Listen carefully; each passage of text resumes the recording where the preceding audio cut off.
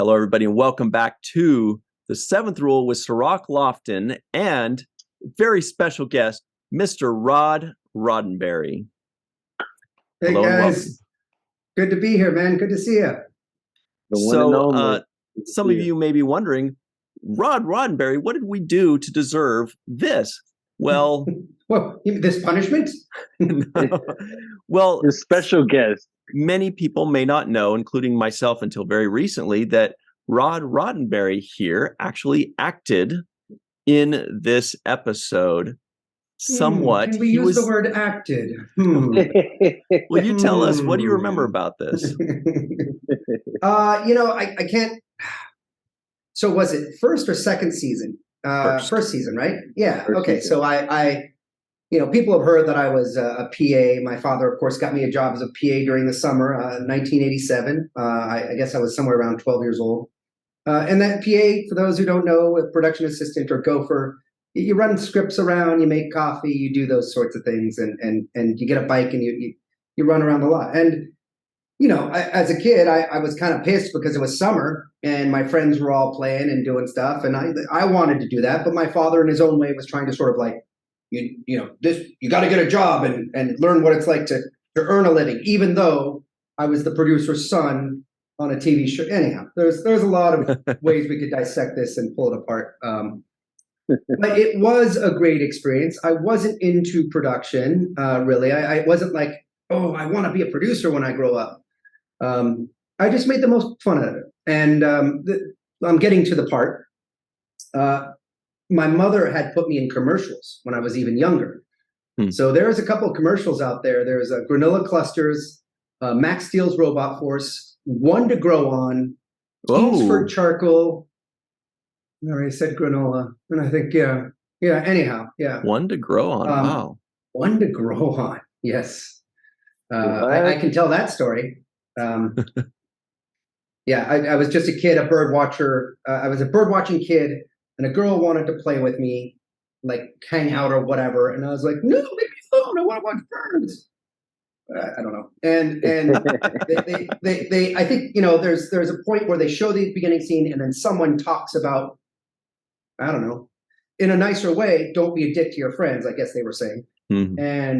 And they film like my ass coming out of the bushes with my binoculars.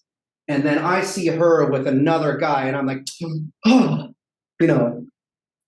I learned my lesson. If I don't play with my friends, they're going to find someone else to play with. And so that's what One I to Grow remember. On. And that's, I still really don't know if the messaging is that solid, but if we just chalk it up to don't be a dick to your friends, I think that holds up. Anyhow. Yeah. So she wanted you to be in acting. So your mom wanted you to be in acting? My parents did everything they could to get me into the biz, like whatever it was. So yes, they wanted me to get into acting, and I'm a terrible actor. I was a kid and didn't want to listen to anyone. I remember Max Steel's Robot Force. The director got mad at me because I talked back or something. I just wanted to play with the goddamn toys. So anyhow, Star Trek comes along, and of course they have I guess a scene down on the Pleasure Planet, or it's not Rise Up, but the Justice, right? Yeah.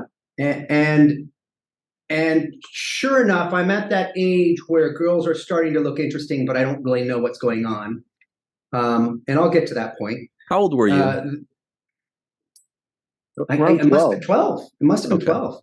Mm-hmm. Yeah. And they sent me to wardrobe. And I remember when they put like everything's like pink and purple and pastels. And they put me in this like, it's fucking Speedo or something. Pardon my language.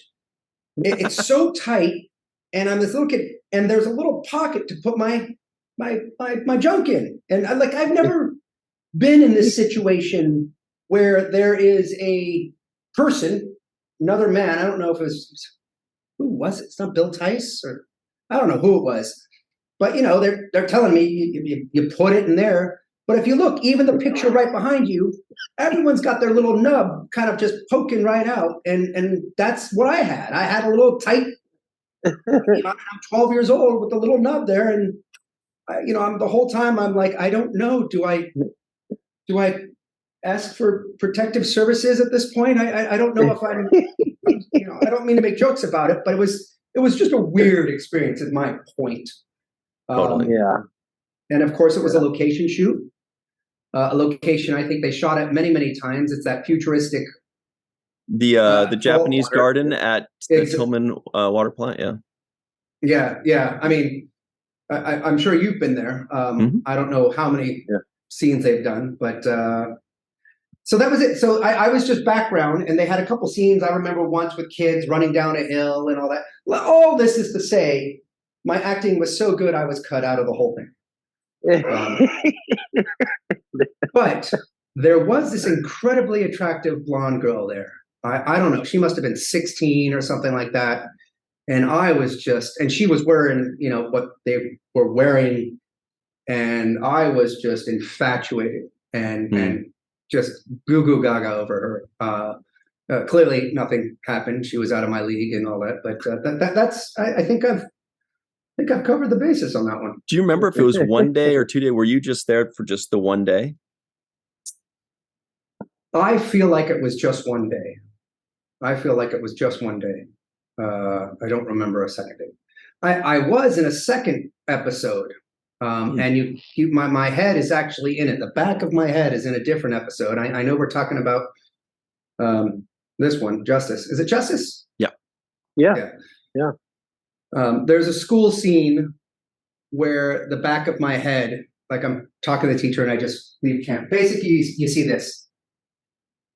So he still got it. So the back of my head was in there. So anyhow. The back of your head is a great actor. Yeah. It is fantastic. Look, I mean, you should do the rest of the interview like this. It is my best side.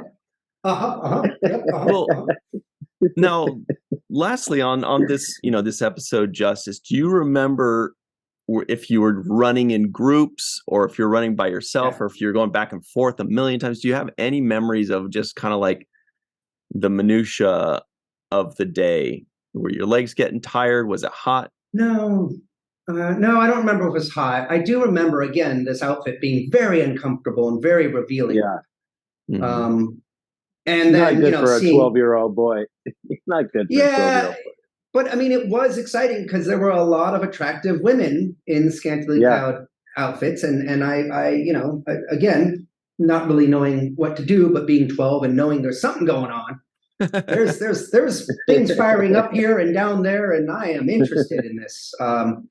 That was probably what I took away most from the day. But yes, running in groups with other kids was pretty much it. But certainly wasn't a part of the scene where Wesley Crusher tramples the flowers or whatever it was he ran into.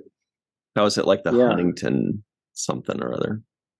Yeah. So on the summertime jobs when you were doing the PA stuff, we just had a picture Ryan showed. I think was it the Kudas that posted. Mm-hmm. What were you jumping around from department to department? Were you at your dad's offices? Like, what was your what was your rotation like? I did 3 or 4 summers as a PA, and I started in the first production office, 1987 or 86, 87 for Next Generation was a trailer. They weren't in any buildings. It was one of the trailers behind the big blue screen. They just had a couple of trailers back there. So I was with Next Gen for 1 or 2 years. And then the picture is from Deep Space Nine, where I was working at the Deep Space Nine art department. I don't know if it was season 1 or 2 of Deep Space Nine, but it was early on. And I stayed in there. But again, as a PA gopher, I was picking up dailies, dropping off dailies. I was going all over the lot. Being in the art department, it was definitely more focused art department related items, but it was great. And this is back before 9/11. This is back before heavy security. There was security, but I was tearing up that lot on the bikes. I broke every single bike they gave me because I was jumping over stuff and running into things. And I just made it fun. Nowadays, you couldn't get away with anything like that. But the good old days. I remember those days. I remember the good old days of just, you could set hop, you could jump from one set to another. Now it's like, oh, you're not on the show, you can't come in this door. Uh, there was a lot more leniency back in those days. Were you also at the production for the movies, or did you go to the sets while they were filming the motion pictures? No, funny enough, no, I never went to any of those as a production assistant or anything like that. But I can tell you again, this is even further back. I can't remember which movie, Star Trek 2 or Star Trek 3. Again, I was super young. My father took me on one of those sets once, and it was a Klingon bridge, and there were Klingons there. And I think I had sort of a girlfriend with me, but not really a girlfriend. I was way too young, but it was a girl. I don't know. All these things seem to focus around girls, but anyhow, it was a girl friend. It was a girlfriend. But no, I never had any significant experience with the movies. You must have shared, Cirroc, tons of stories on this show. I mean, I'd love to hear of the trouble you caused and got into, and you've probably got some good stories, probably things you can't really say here. But some stuff I can't say, but I do remember getting in a lot of trouble. I would steal the production electric vehicles, those little golf carts. Yes. And I would steal those every once in a while. They leave the keys in them all the time. So if I saw one and I had some free time, I'd just jump in it and just start riding around Fairmount. And one time, I'm right there behind the blue screen in one of those golf carts, and I decided I wanted to play basketball in the golf cart. So I'm dribbling and driving. Nice. And so I dribble, I drive, I shoot out of the side of the window, and I go drive to pick it up. And I remember Bobby Della Santina was walking across the lot from production side to Deep Space Nine set, and he happened to see me. And he's like, "What the hell are you doing?" Like, he saw me with the cart. I'm not supposed to be on the cart. I was supposed to use it, and I'm now using it improperly, And he's like, "What the hell are you doing?" I'm like, "I'm just playing basketball." What does it look like in a golf cart? Yeah, Whatever. In a golf cart, yeah. And so he was not pleased by that, obviously, and put a all points bulletin out. Do not let Cirroc on any of the golf carts. That's awesome. Yeah. That's awesome. Yeah. Did you, this is slightly unrelated, but it made me think of something. At certain production, I guess maybe every production, the actors, they get a lot of restrictions on what they can do in their personal life if there's any sort of danger involved. But of course, because if you went out, and I can't remember an exact example, but when I was working on a different show, I remember hearing a story like they couldn't, I don't know, play basketball or baseball or go ski, couldn't go on a ski trip because if they got hurt, that would greatly affect production. Did that happen to you? You're a young kid then. I imagine you wanted to go tear it up and. Yeah. There was nothing they could do to get me to not ride bikes or skateboards or whatever the hell I was going to do. I was going to play basketball.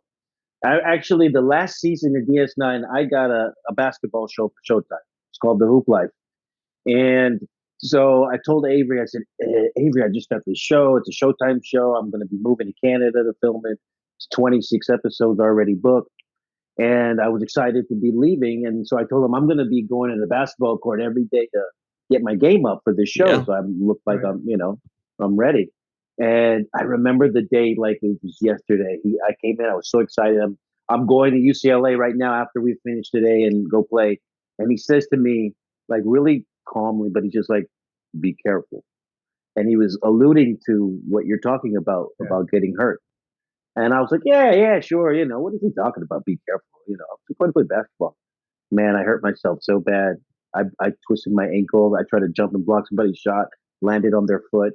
Twisted my ankle so bad. I was in crutches for like 4 weeks. And so, I had to do the pilot of that show with basically a cast on my foot, and I'm hobbling, acting like I'm not hurt. And if you see it, you can tell I have no explosion. I have a busted ankle. And Avery telling me to be careful just like keeps echoing like he knew it was going to happen. Wow. Yeah. So those kinds of things do happen. And, obviously you don't want to be costing production, time and money to wait for you. And so, yeah, there's risk there. But I was a kid and I felt invincible. So when you're a kid, invincible, and you got time and a lot of disposable money, you kind of just want to go and attack the world. Well, you also want to live your life. I mean, listen, I don't claim to know your life, but as a kid actor, you're in a box, right? I mean, you've got a life that no one really understands. I'm sure I assume you've talked about this, but I can't even imagine what it's like to grow up the way you grew up on set. Pros and cons, but I would say mostly cons, no? The cons, there were certain cons. Being isolated from my friends and coming back and forth, that was the difficult thing. But yeah, I mean, I also felt like I felt the specialness that you feel when you're an actor on a series. You get the red carpet treatment. They're giving you gift baskets. You get the merchandise boxes and all of that stuff, and you get the flowers sent over. Thank you, welcoming you, and leather jackets and all that cool stuff that comes with being on a show and being treated that way. So I like that stuff. I like having my own trailer and those aspects. But yeah, there were difficult things like social things like the prom and school dances and like those kinds of things were difficult for me because I couldn't maneuver it. Would you? Sorry sorry, I don't mean to guide this discussion here, but I'm now just curious, and so forgive me if I'm getting off topic here. But if you don't mind, please, if you had a chance to go back and change everything, magic, like obviously you can go back and do anything you want.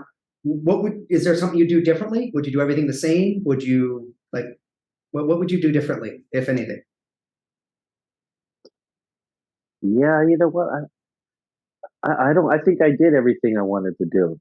I spent a lot of time, even though I wasn't a PA, I was in the art department. I was in the publicity building. I was in the writer's room. I would be over there with Bender Goldman and Helper. I was like all over the Paramount lot. And so I actually did the things I wanted to do. I would hang out at the different sets I wanted to go to. I wouldn't change anything, except for maybe taking more items from the set towards the end. yes. Grabbing a baseball. Those kinds of things. Yeah, I would have grabbed a baseball maybe, or some things here and there that I know might be, my costume. I never got a costume. One of those vests. I should have asked for, one of my costumes because they had doubles of a lot of that stuff too. I could have gotten one or two.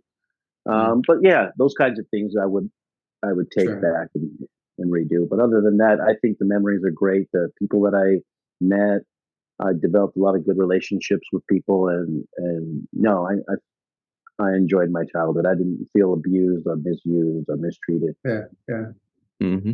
Well, that's fascinating. And I'm sorry, not to say it should, but I think a podcast. You guys should do a podcast on kid actors. No, seriously, because and just from any genre, any show, kids who grew up in the limelight, because I think it is a very certainly unique way for a kid to grow up, and sometimes it's good and sometimes it's bad, but it's so easy for people to, like, you see all this young people in Hollywood today and how, if they get in TMZ and all that kind of crap, it's easy to ridicule these people, but no one really knows what it's like to be a kid on set. And I have some sense just because I'm in the industry and I hear a little bit.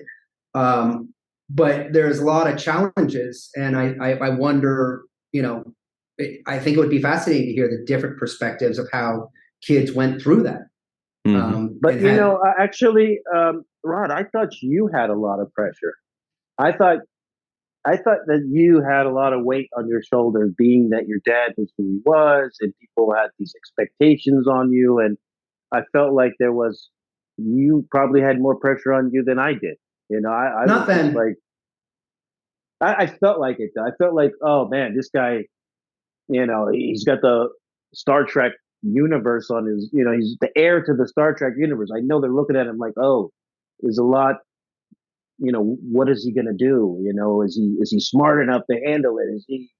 Is he clever enough to continue this thing and keep it growing? And I thought that was a lot of pressure too. It's like, being Michael Jordan's son or something. It's not easy to grow up like that. Yeah. So I respected you for handling it, and actually for not acting like an asshole about your Hopefully not. what you. Yeah, no, you didn't. You didn't even really want to wave that flag around. You weren't the "I'm the guy from Star Trek, guys, look at me" flag.